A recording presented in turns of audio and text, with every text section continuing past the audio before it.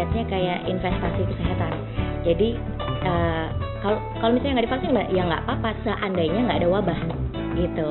Tapi kalau misalnya ada wabah, nah itu yang bahaya. Yang nggak divaksin dia bisa jatuhnya lebih fatal di dia daripada yang divaksin, seperti itu.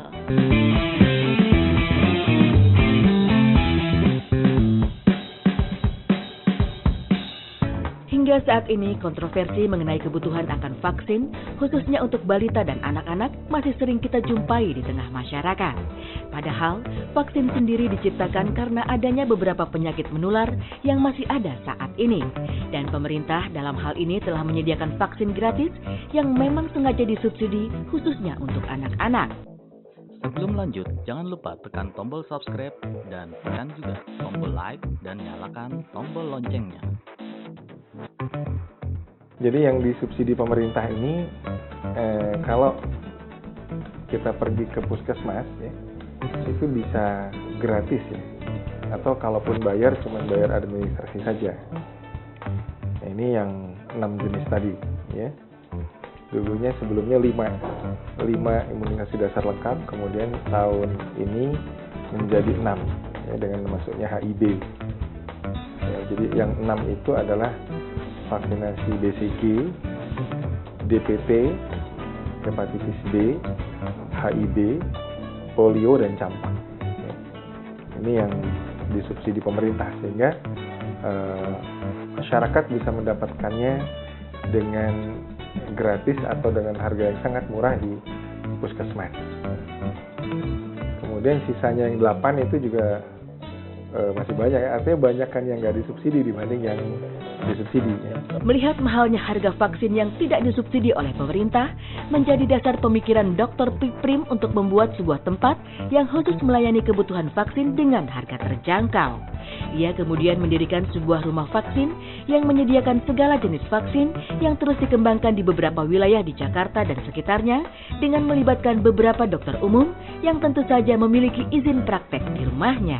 Jadi salah satu tujuan saya begini, ketika seseorang mendapatkan vaksinasi di rumah sakit swasta ya, kemudian disuntikkan oleh seorang dokter spesialis, tentu ini biayanya menjadi cukup mahal ya. Nah, bagaimana caranya supaya vaksin-vaksin yang bagus ini, yang tidak disubsidi pemerintah, bisa diperoleh dengan harga yang bisa lebih terjangkau? Ada beberapa strategi yang saya laksanakan. Yang pertama, mendayagunakan dokter umum. Tentu dengan catatan dokter umum ini dilatih lebih dahulu. Jadi kita ikutkan pelatihan vaksinologi yang diadakan oleh institusi resmi seperti Ikatan Dokter Anak Indonesia. Ya. Kemudian juga dari PAPDI, Perhimpunan Ahli Penyakit Dalam Indonesia, atau IDI sendiri yang mengadakan pelatihan-pelatihan vaksinologi.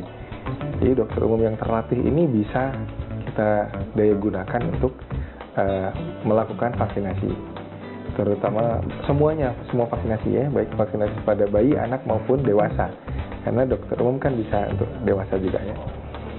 Kemudian strategi yang lain adalah kami beli dalam jumlah yang besar. Jadi karena alhamdulillah rumah vaksinasi sudah mulai dikenal orang ya melalui promosi di sosial media.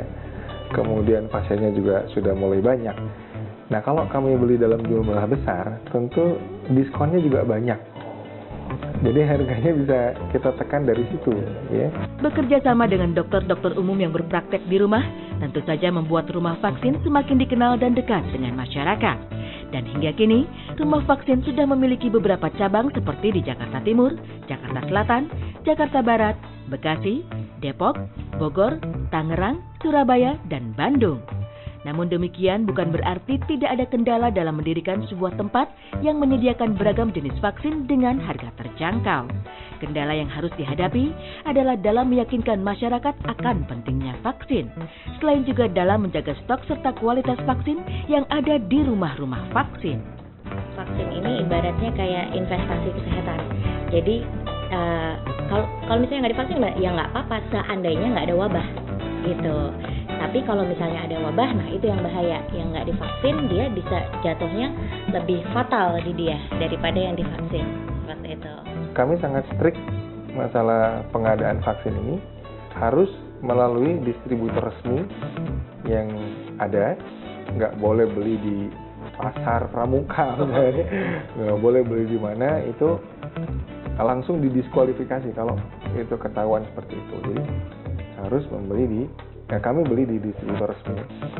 Kemudian juga cold chain atau rantai dingin itu betul-betul kami jaga. Jadi setiap vaksin itu ada, setiap kulkas itu ada suhu, termometer pencatat suhu yang dia merekam berapa suhu tertinggi dan terendahnya dan berapa yang masih bisa ditoleransi.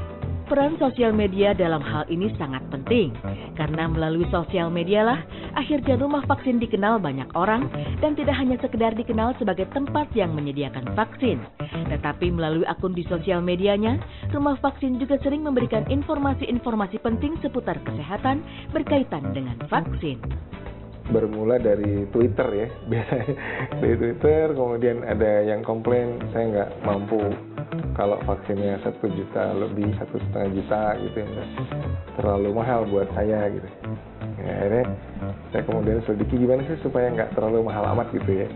Akhirnya ketemu yang tadi saya sebutkan itu. Jadi awal mulanya ya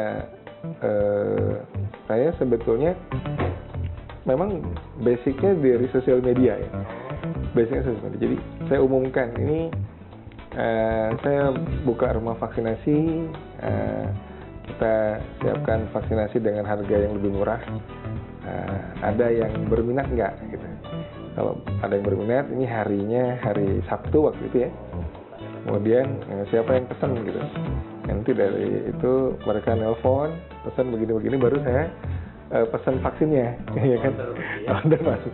Jadi tanpa modal.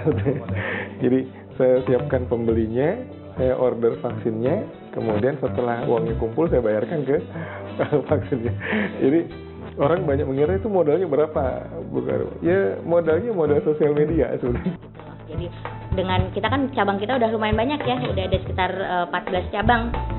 Jadi selama ini kan memang belum pernah ada yang kedengeran memang concern untuk masalah vaksin gitu.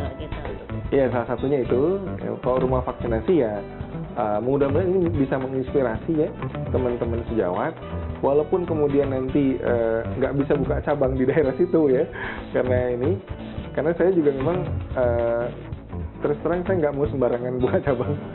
Takutnya nanti kualitasnya nggak terjaga. Tapi mungkin ide besar bahwa vaksin itu harus murah, itu yang mungkin juga bisa ditangkap oleh teman-teman sejawat ya. Silakan nanti seperti itulah kira-kira, jangan jadikan vaksin sebagai komoditas gitu.